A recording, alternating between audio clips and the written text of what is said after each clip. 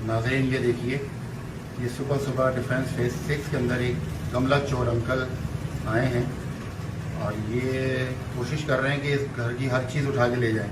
पहले इन्होंने टाइल्स चोरी करने की कोशिश की, वो उठी नहीं, अब ये गमला चूज़ करेंगे और आखिर फाइनलाइज इन्होंने कंगी पाम का गमला जो है वो चूज़ किया है और वो गाड़ी के अंदर लेके जा रहे हैं।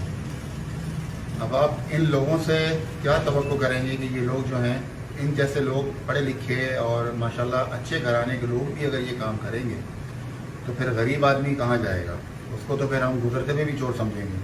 अब ये देखिए, पूरी तसल्ली से एक घर के बाहर गमले लगे हुए हैं, वहाँ से ये चोरी करके लेके जा रहे हैं।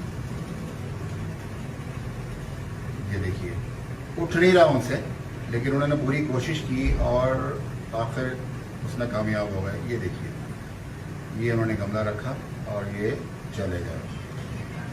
नाज़रीन, इस वीडियो को वायरल करें और हमें गमले की तो कोई फिक्र नहीं है, लेकिन ये इनके लिए इबरत होना चाहिए कि इतने पढ़े लिखे शख्स और अच्छे घराने के आदमी भी अगर ये चोरी करेंगे तो हमारा क्या होगा।